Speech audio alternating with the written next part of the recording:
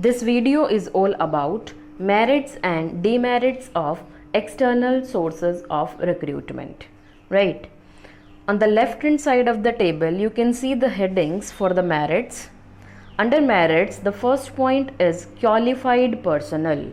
Personnel means employees, right? So under external source, the management of the company is having wider choice. Wider choice in the sense many candidates will apply for the job. Out of many, few will be selected as per the requirement. So company is having wider choice. Many candidates applications are collected. Out of all the applications, few means as per the requirement, the candidates will be selected. So the most suitable employee or candidate can be selected. This is one of the biggest advantage which company is getting under an external source of recruitment. Qualified personnel can be selected and there are wider choice, means many candidates are there who applied for the job. So wider choice is there with the company. Next one is fresh talent. Yes, fresh talent, fresh employees in the sense with new talent, with new skills, right? With new qualification, with proper experience, good experience, well qualified employees can be selected. Next one is competitive spirit. No doubt there would be competitive spirit in the external source of recruitment. Under whom the competition will arise? The staff members who are already the part of organization and the candidates who are selected now from the outside. So there would be a kind of competition among both the parties. It leads to competitive spirit. The last point under advantages, less chances of favoritism.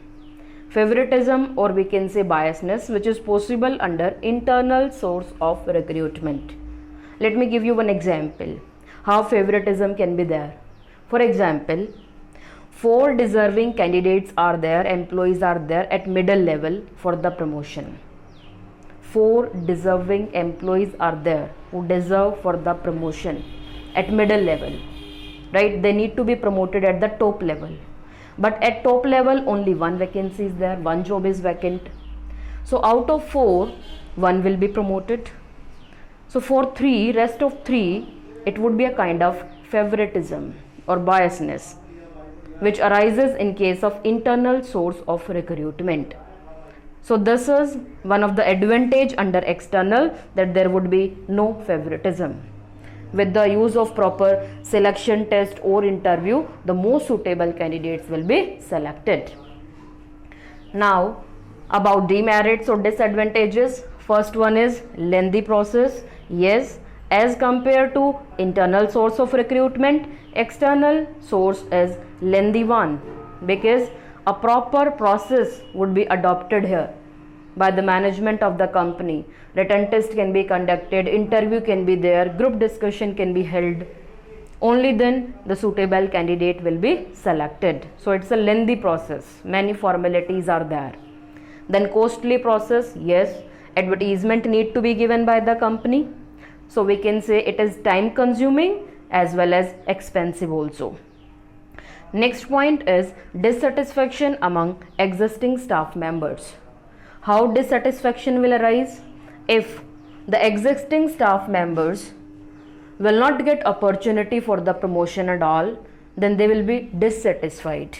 They will not be happy and their efficiency will decrease.